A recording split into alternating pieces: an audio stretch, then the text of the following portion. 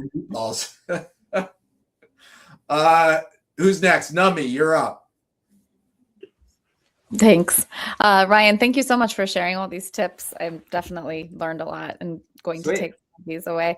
So my favorite Instagram post that you had is where you talk about, and where I felt really seen myself, is when you said, like, we're not addicted to bad food. We're addicted to the version of ourselves that isn't accountable to anything. And then you go on and towards the end, you say the most dangerous place that you can be is like comfortable with who you are right now. And I feel like you did definitely share some tips with us, especially like, how does this help me meet my goals? But how else, like when you're coaching someone, do you help them shift the identity, not just the behavior? Because I feel like that could be applicable in so many situations. Yeah, I know it's really strong when you talk about like holidays, birthdays, events, like all these different things. So if you're to think about, if I'm a food company, right? It makes sense for me to all of a sudden, like around Christmas time, to start promoting like different kinds of foods and like promote overeating and promote like being together in this big like situation. Like I'm not a big religious guy, but I'm pretty sure Jesus wasn't like, you know what we're going to do during Christmas time? We're going to eat a bunch of pumpkin pie and cheesecakes and we're going to do all this shit. We're going to be super unhealthy while we celebrate. You know what I mean? Like it's something that food companies have really developed over time. And one of the most disturbing things is everything kind of started like the cigarette industry. And then, you know, they made a shit ton of money off of the cigarette industry. And then all of a sudden that started to kind of dip out. And then the people who invested in the cigarette industry invested in the food industry. Mm-hmm. There's an amazing book called Salt, Sugar, and Fat. And it was a food scientist who used to work for General Mills. And he talks about in the book, his entire job, his entire life over like 30 years, was something called the bliss point for every single food product that he worked on. And he talks about specifically in the book how Cheez-Its, when they first were made, tasted like cardboard. And they went through like hundreds of different kinds of salt to find a salt that would make people want to not only enjoy it, but never want to stop eating it. So it wound up being a very specific kind of kosher salt that has, if you look under a microscope, it has all these different spikes like everywhere. And it just hits your taste buds and just lights up your brain center. And they do this to every food. They do this to like yogurts, freaking cereals, like every single thing that you're consuming has something called the bliss point. And it's in the best interest of that company to create something that you don't want to stop eating. This is why whole foods are so powerful, because they're made for you to stop eating. Like if you ate a piece of protein, like it's made for you to be full.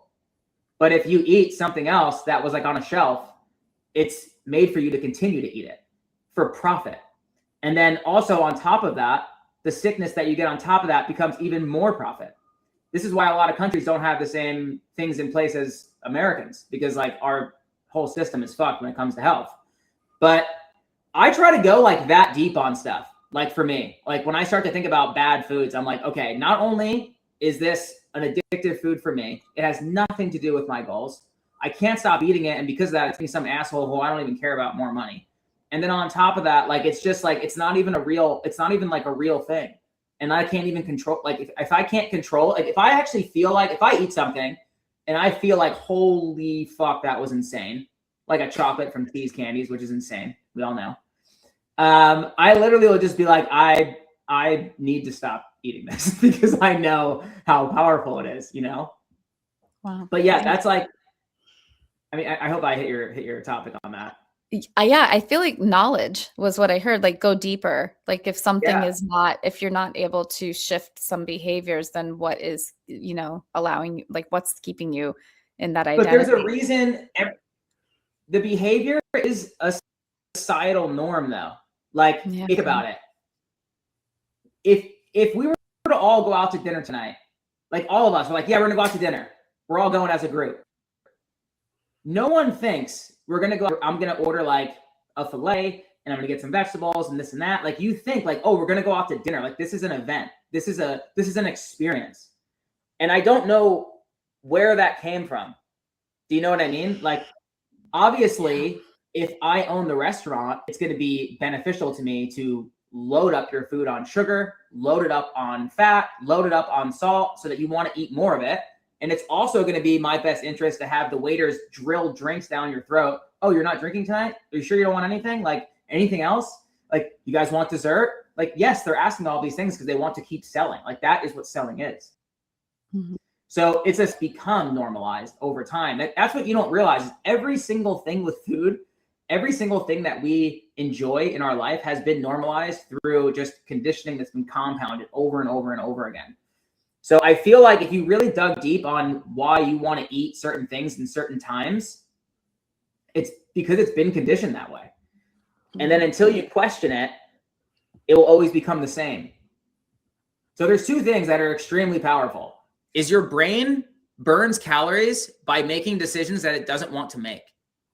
So if you do the opposite behavior than what is normal, it's burning more calories in your brain and your brain doesn't like it because now it's a different behavior. Your brain does not like to do different shit. So your body runs on autopilot 95% of the time. Like 90 to 95% of your actions every single day, if you just closed your eyes and woke up and just lived, would all be on autopilot.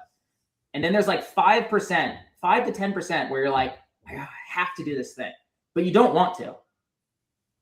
On top of that, 95% of our thoughts are internalized and we only speak out 5%. This is why self-talk is so important. You're like, oh, I'll never be healthy. I'll never this. I'll never that. It's like, because you say that 95% of the time to yourself and you only tell people about the things that you have going on 5% of the time. Even talk about your day and stuff like that 5% of the time.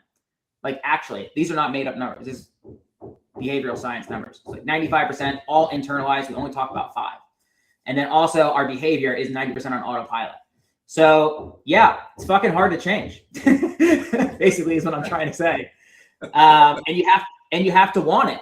So like every single time that you're about to do whatever you normally do, that's an unhealthy behavior. You actually have to stop in that moment and say, what would the highest version of Nami choose right now? I love that. Every time. You have to do it every time. Like when you grab some shit that you know is not going to be ideal, you're like, would the best version of myself do this right now? And you literally have to ask it. That's great. Thank you. I will do that.